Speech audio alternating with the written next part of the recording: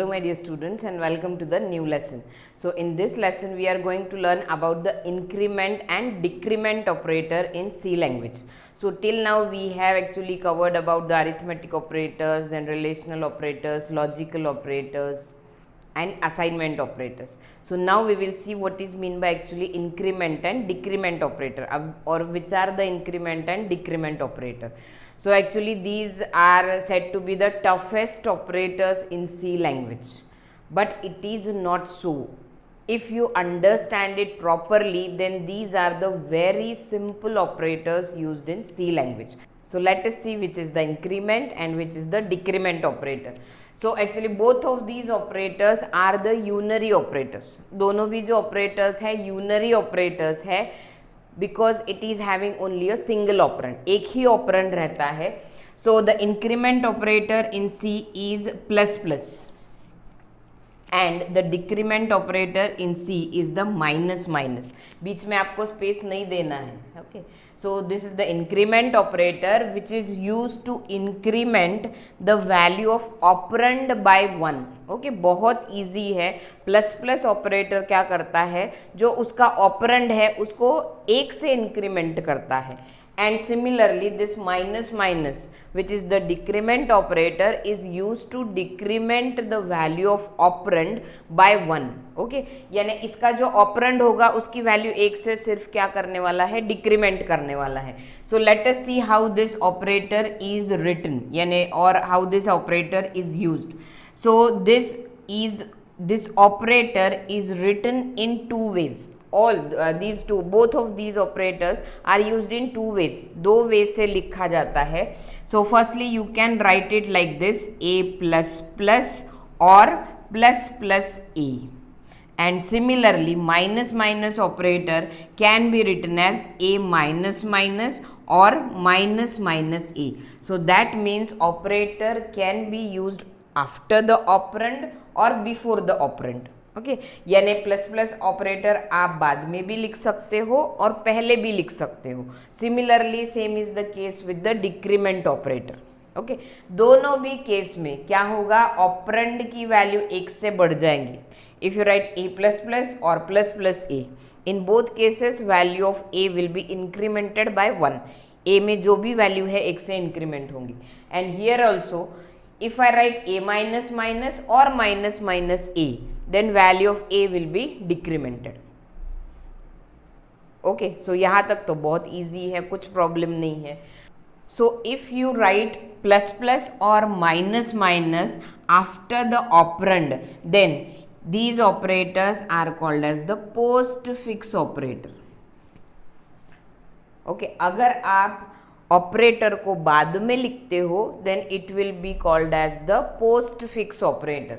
So this is the postfix increment operator. Okay, increment operator बाद में लिखा है, so postfix increment operator. This is postfix decrement operator. And if you write plus plus और minus minus before the operand, यानी operand के पहले अगर लिखते हैं, so that is called as the prefix operator. ध्यान में रखना भी बहुत इजी है. पोस्ट मीन्स बाद में लिखते हैं और प्री मीन्स पहले लिखते हैं. ठीक है, प्री मीन्स पहले, पोस्ट मीन्स बाद में. सो this is the pre fix increment operator and this is the pre fix decrement operator. Both of these operators will work in the same way, यानी दोनों भी ऑपरेटर एक ही जैसे काम करते हैं if it is used in a single statement. यानी अगर आप एक स्टेटमेंट ऐसा लिखते हो और एक स्टेटमेंट में अगर प्लस प्लस ए लिखते हो तो दोनों का काम एक ही है. ठीक है, with the A plus plus value of a will be incremented. ये पोस्ट फिक्स में भी वही होगा और प्री फिक्स में भी वही होगा. सिमिलरली अगर आप ए माइनस माइनस सिंगल स्टेटमेंट लिखते हो या फिर minus minus a single statement लिखते हो तो इसमें भी दोनों सेम जैसे काम करेंगे. इन पोस्ट फिक्स भी वैसे ही काम करने वाला है, प्री फिक्स भी वैसे ही काम करने वाला है, but they behave very differently if it is used in some another statement.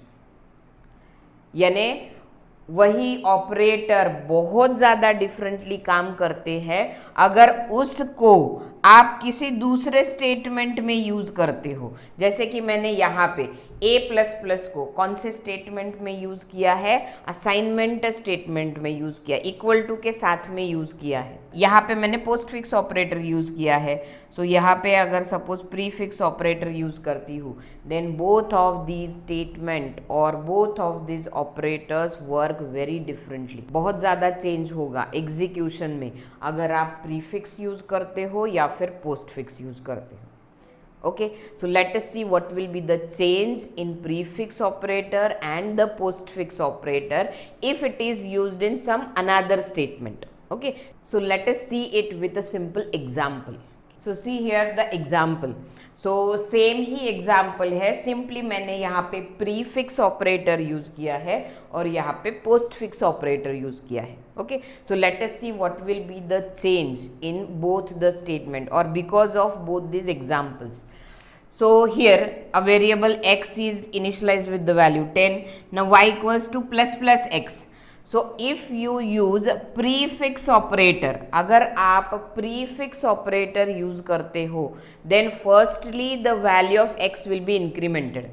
Okay यानी पहले क्या हो जाएगा, असाइनमेंट स्टेटमेंट में यहाँ पे क्या होगा, देखो पहले x की वैल्यू x से बढ़ जाएंगी, so that means x will be equals to 11, ठीक है, and after that value will be initialised और that value will be stored in variable y, so that means here y will be also equals to 11। यानी prefix operator में पहले value increment होती है और बाद में यूज होती है। ओके जैसे कि यहाँ पे x की वैल्यू 11 हो जाएगी पहले and then that 11 will be stored to the stored to the variable y.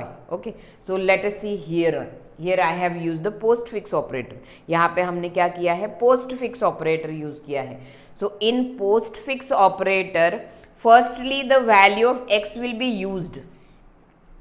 यानी पोस्टफिक्स ऑपरेटर में पहले x की वैल्यू यूज होती है, that means firstly value of x will be stored in y, यानी x की वैल्यू पहले y में स्टोर हो जाएंगी।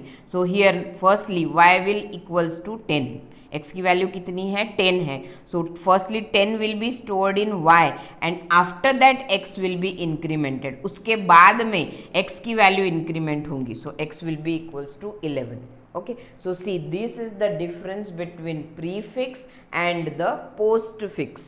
Okay, नाम से ही पता चलता है प्रीफिक्स मीन्स पहले ही लिखना है आपको और पहले इंक्रीमेंट होता है and after that it will be used.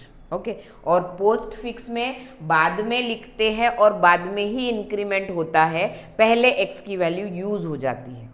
Okay, so see here x, both values x and y will contain value 11, but here y contains value 10 and after x becomes 11. Okay, x के value में change नहीं है, यहाँ पे भी x की value 11 है, यहाँ पे भी x की वैल्यू 11 है, क्योंकि इंक्रीमेंट ऑपरेटर क्या करता है, वैल्यू x से इंक्रीमेंट करता है। तो दोनों में भी वैल्यू इंक्रीमेंट हो गई है, दोनों में भी x की वैल्यू कितनी हो गई है 11, बट चेंज कहाँ पे हुआ है कि पहले कौन से चेंज कहाँ पे हुआ है, आपके y वेरिएबल में, यानी जिसमें आप वैल्यू असाइन करने वाले हो। So this is how a prefix and postfix operator will differ in execution if that operators are used in some another statement. Okay, कोई अनदर स्टेटमेंट में अगर आप यूज करते हो तो ऐसे उस दोनों में भी क्या होगा, डिफर होगा। इन prefix firstly value will be incremented and then used, and in postfix first value of x will be used and then it will be incremented. So same is the case with the decrement operator. So अगर आप decrement use करते हो, suppose यहाँ पे मैंने pre decrement, okay prefix decrement, और यहाँ पे यूज किया है पोस्ट फिक्स डिक्रीमेंट।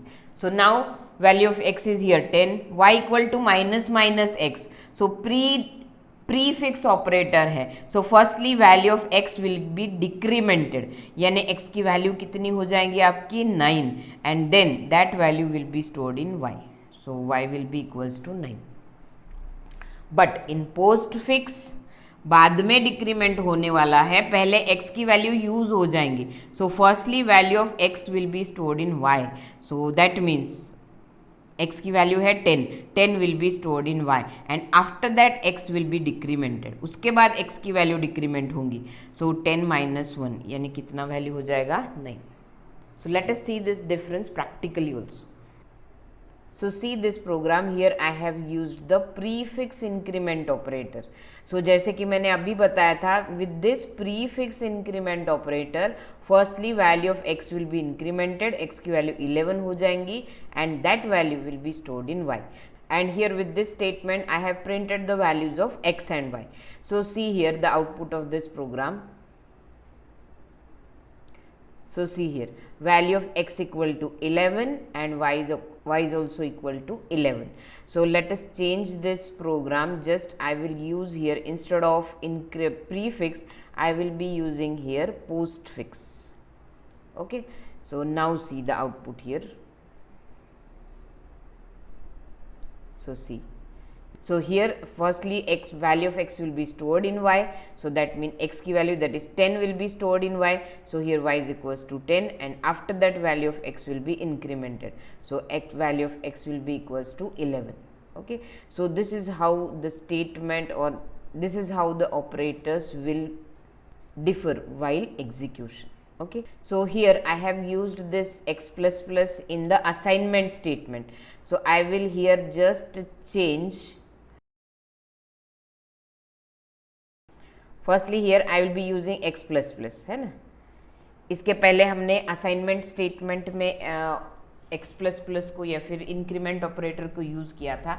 अब मैंने स्टेटमेंट चेंज किया है, अब मैंने यहाँ पे printf में यूज़ किया है increment operator. Okay, so see here in this printf function firstly I have used the postfix.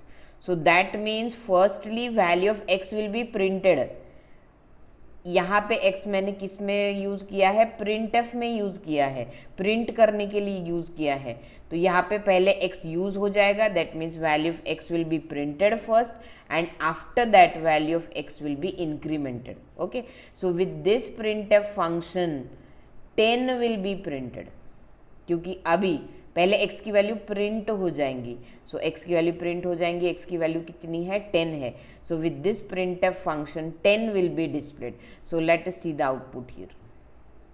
So see here output is 10, but if I use a prefix increment operator, अब मैं plus plus पहले लिखती हूँ बाद में x लिखती हूँ. So if I use this, then firstly value of x will be incremented. पहले x की वैल्यू इंक्रीमेंट हो जाएंगी, that means x will be equals to 11 and after that it will be used. That means after that it will be printed. So now the answer will be equals to 11. Okay? So see here the output is now here 11. Okay, so ऐसे plus plus x या फिर x plus plus, postfix या फिर prefix कैसे काम करेगा वो किस पे डिपेंड करता है कि आप कौन से स्टेटमेंट में उसको यूज़ कर रहे हो. ठीक है, जैसे कि इसके पहले हमने असाइनमेंट में यूज़ किया था, अब उसी को मैंने किस में यूज़ किया है, प्रिंटफ में. ओके, अगर आप प्रीफिक्स यूज़ करते हो तो इंक्रीमेंट करके प्रिंट करेगा और पोस्टफिक्स करते हो तो प्रिंट करके इंक्रीमेंट करेगा. Okay, so this is all for now. In the next lesson we will be coming up with new learnings. Thank you.